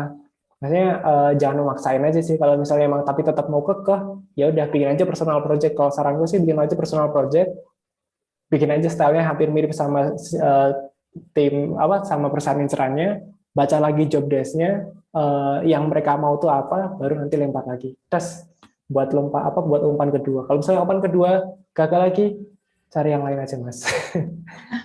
Bener, karena nanti bakal kasihan juga maksudnya kayak bukan gimana ya, masih banyak tempat-tempat yang lain yang mungkin lebih cocok sama desain kalian. Jadi nggak terlalu memaksakan desain style kalian tuh ke perusahaan itu gitu. Masih banyak kok. Apalagi desainer sekarang masih banyak remote di luar negeri kan. Cocok sih. Ya, seperti itu ya Mas Semoga menjawab Aldiano. sih. Semoga menjawab ya, karena waktu kita tinggal dikit lagi, mungkin 2 pertanyaan terakhir ya Mas Ajis ya. Oke. Iya, ini ada dari Mbak Nurul Fajri. Selamat pagi Kak Aziz, aku yang memiliki background sebagai akuntan dan tertarik dengan dunia desain mau tanya, untuk portofolio apakah punya pinpoint di mata hire seperti CV, ketika tim hire mereka punya pinpoint sendiri, jadi mereka bisa menghemat waktu, tidak perlu membaca semua isi portofolionya, seperti itu. Pinpoint itu dalam artian table of content atau daftar isi gitu ya? Iya, sepertinya. Sih itu perlu Mbak. Yang tadi aku bilang sih, kalau misalnya emang fotonya tebel, maksudnya dalam artian karyanya banyak kan, better dikasih itu aja. Jadi nggak nyusahin orang yang nge-hire gitu. Ya jelas lah kita pengennya kan foto kita dibaca sama dia dan mereka enak buat bacanya. Ya udah kasih aja hyperlink, kasih aja ya tadi yang bilang pin itu perlu dan itu bakal useful banget sih menurutku. Oke, seperti itu ya Mbak Nurul, semoga menjawab. Kemudian ini pertanyaan dari sebentar ya Mas. Oke. Sama-sama Mas Aldian. Oh, ini menurut saya lumayan menarik ya Mas, dari Diana Rofah. Selamat pagi Kak, saya ingin bertanya menurut Kakak mana yang lebih penting? Membuat portofolio yang mengikuti tren desain dari tahun ke tahun atau mengikuti desain perusahaan? Nah, ini nih. Jadi Dirimu bisa masukin keduanya malahan. Jadi kayak oke lah, dibikin aja project yang mungkin sesuai sama perusahaan gitu kan. Cuman tambah aja satu lagi personal project yang dimana project-projectmu yang lebih ke arah ngikutin tren yang sekarang tuh tetap dimasukin ke personal project. Jadi orang itu bakal tetap menilai, oh di samping dia juga bisa ngikutin style perusahaan atau style sebuah company yang dia incer, dia juga tahu tentang trend lainnya kayak gimana, trend line design kayak gimana. Malah mungkin mau lebih kerennya lagi, kalian bikinnya study case revamp style dari perusahaan yang sedang kalian incer gitu. Boleh juga sih, boleh juga dimasukin portofolio gitu, dicobain. Jadi kayak ya udah perusahaan itu bakal mikir, wah ini orang belum apa, ini orang niatan buat nge-revamp oke juga nih, treatmentnya oke juga, pas juga nih sama buat kita, bisa aja dipanggil buat jadiin sebagai apa ya, pionirnya nanti ketika sedang mau rebranding atau apa ya namanya, kalau rebranding kan terlalu gede, kayak merubah treatment visual tahunannya jadi lebih tren seperti yang udah dirimu bikin gitu, itu bisa juga sih. Jadi intinya adalah bisa kalian masukin keduanya itu ke dalam sebuah portofolio. Nah, yang misalnya hal-hal yang lebih ke arah tren dan kalian bikin secara tren kayak gitu, pakai aja layoutnya layout secara tren, style-style yang masakin yang seamless, yang minimalis desain dan lain-lain. Terus juga kalau misalnya mau nambahin project yang juga ngikutin dengan perkembangan desain, masukin aja sebagai personal project kayak gitu. Ya, seperti itu ya Mbak Dian, semoga menjawab. Iya, Mas Aziz, sepertinya untuk sesi Q&A kita selesaikan sampai di sini karena waktunya udah tinggal sebentar lagi. Mohon maaf ya untuk teman-teman yang udah ngasih banyak banget pertanyaan di chat box karena waktunya tidak cukup. Nanti mungkin kita bisa usahakan untuk menjawabnya lewat email seperti itu ya. Iya, jadi teman-teman sekali lagi terima kasih banyak untuk pertanyaan-pertanyaannya, semuanya bagus-bagus banget dan juga berbobot, dan juga tadi apalagi seru banget ya pas review portofolio. Semoga sukses buat teman-teman semuanya. Iya, teman-teman, sampailah kita di penghujung acara pada hari ini. Tapi sebelum menutup acara, saya mau memperkenalkan nih ke teman-teman tentang My EduSoft Community. Jadi My EduSoft ini punya community, punya komunitas yang merupakan dibentuk, tujuannya ini dibentuk sebagai wadah untuk berbagi, untuk berdiskusi, dan juga bertukar informasi tentang pendidikan, karir, dan juga topik-topik menarik lainnya. Nah, kira-kira apa sih keuntungannya untuk teman-teman bisa bergabung di My EduSoft Community ini? Nah, dengan bergabung di komunitas kami, teman-teman bisa memperluas jaringan dengan bertemu teman-teman dari seluruh Indonesia, karena kita anggotanya sendiri sudah mencapai ribuan ya. Kemudian yang kedua, teman-teman juga bisa mendapatkan early access di setiap acara atau webinar-webinarnya My EduSoft.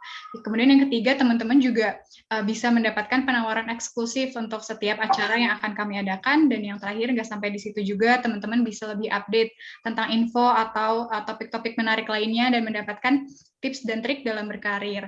Nah, caranya untuk bergabung, teman-teman bisa langsung klik bit.ly/masscommunity, atau nanti linknya mungkin bisa dibantu sama tim kita untuk di-share di chat box ya, teman-teman.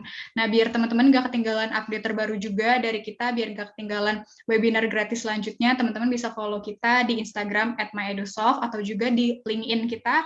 Kita juga ada di LinkedIn, di My EduSoft juga, supaya teman-teman nggak ketinggalan insight menarik dan juga informasi tentang kalau misalkan kita lagi mau hiring seperti itu, jadi biar teman-teman nggak ketinggalan seperti itu. Nah, sebelum mengakhiri acara hari ini, mungkin ada hal yang mau disampaikan lagi dari Mas Aziz, mungkin closing statement-nya, Mas. Ya, intinya jadilah jati diri kalian aja di depan. Maksudnya ya udahlah, ya kalau misalnya mau fokus ke desain, ya udah pelajari aja desain sampai ke arah problem solving. Jadi nggak cuma di luarnya doang, tapi sampai ke arah problem solving itu, karena bakal kepake terus. Oke, seperti itu ya teman-teman. Terima kasih banyak Mas Aziz atas waktunya. Thank you. Senang banget hari ini saya sebagai moderator, jujur senang banget bisa memoderatori webinar hari ini karena seru banget. Apalagi tadi portofolio dari teman-teman keren-keren banget ya, sih. kayak masih banyak iya, padahal jadi tadi. kayak wah, kayak berbakat sekali dan kepikiran gitu ya, tadi cara-caranya juga kreatif sekali. Nah, mungkin sebelum saya tutup acaranya, ada yang mau disampaikan ya dari Mbak Syifa terkait hadiah. Silakan Mbak Syifa. Oke, terima kasih banyak Mbak Kalisa atas waktunya. Oke, tadi kan aku udah menampung semua pertanyaan teman-teman. Jadi teman-teman yang bertanya tadi sudah ditampung pertanyaannya, namun untuk pemenangnya akan disampaikan nanti setelah acara Adobe seminar ini selesai, seperti itu, bersama dengan teman-teman lainnya. Nah, lalu untuk teman-teman tadi yang bertanya, mohon untuk menyertakan data dirinya, seperti nama, email, dan juga nomor telepon. Dikirimnya kemana? Nanti teman-teman langsung saja DM di MyEdusoft, Instagramnya MyEdusoft. Oke. Jadi tadi untuk namanya, tadi tuh udah aku catat juga yang bertanya siapa, namanya siapa. Nah itu, nanti tinggal pastikan untuk data dirinya aja. Oke. Nah lalu karena ini cuma ada 2 gloves dan juga 2 seminar, 2 free webinar, 2 sertifikat Adobe Certified. Nah, bukan berarti sampai di sini aja nih. Teman-teman bisa ikuti acara selanjutnya, karena kan kita ada rangkaian, jadi setiap Sabtu. Kayak gitu, acara menarik selanjutnya setiap Sabtu, atau bisa daftar, tanya aja adminnya di Instagram untuk ikut. Jadi setiap webinar kita akan memberikan hadiah-hadiah menarik lainnya. Seperti itu. Dan juga jangan lupa ya, untuk yang tadi bertanya, silakan ke DM MyEdusoft gitu. Dan juga untuk yang sertifikat Adobe, mungkin tadi ada yang bertanya, gimana ya caranya untuk mendapatkan Adobe sertifikat gitu. Kita akan memberikan 2 gratis dengan cara yang memberikan Instagram story paling menarik. Nanti tag Instagram Niaga Hoster juga MyEdusoft ya Mas ya. Kira-kira nih seperti apa sih gitu kesan-pesannya atau pengalamannya seminar Mas Ajis ini. Oke, itu aja sih. Nanti kalau misalkan ada yang bertanya-tanya terkait hal ini, boleh chat di kolom di DM gitu. Mungkin itu aja. Kalau misalkan jangan lupa, kalau misalkan tadi ada yang nanya, kira-kira pemenangnya kapan? Pemenangnya akan dibacakan setelah acara ini selesai. Maksudnya rangkaian acara, bukan acara ini. Oke, terima kasih banyak. Saya kembalikan kembali kepada Mbak Alisa. Iya, terima kasih banyak Mbak Syifa. Jadi seperti itu ya teman-teman, pokoknya pantengin terus Instagramnya Niaga Hoster dan juga Instagramnya MyEdusoft. Nah terakhir nih teman-teman, sebagai dokumentasi, saya mengharapkan teman-teman semua untuk buka kameranya, untuk on camera, karena kita mau ada dokumentasi. Mungkin dari tim MyEdusoft bisa dibantu ya untuk dokumentasinya. Oke. Yuk, boleh teman-teman yang belum on camera, silahkan di turn on kameranya dulu. Oke, udah banyak nih, lumayan. Ya, silahkan Mbak Kenanga, aba-abanya. Oke, tunggu. Pada on cam dulu. Masih ada beberapa. Oke. Yuk, teman-teman masih ditunggu. Buat on cam, mungkin ada yang mau disiapin dulu dari teman-teman. Iya, mau dandan dulu mungkin, tapi kelamaan ya Mbak kalau dandan. Nggak usah mandi dulu ya. Jangan. Sudah. Oke, mungkin bisa kita mulai ya. Oke. 1, 2, 3. Oke, wait. Satu lagi. Slide satu lagi. Oke. 1, 2, 3. Oke. Sip. Sudah Mbak Kenanga? Sip, terima kasih banyak ya Mbak Kenanga. Sekali lagi teman-teman, terima kasih banyak biasa dari teman-teman semua. Semoga kita dapat berjumpa lagi di lain waktu, karena tadi juga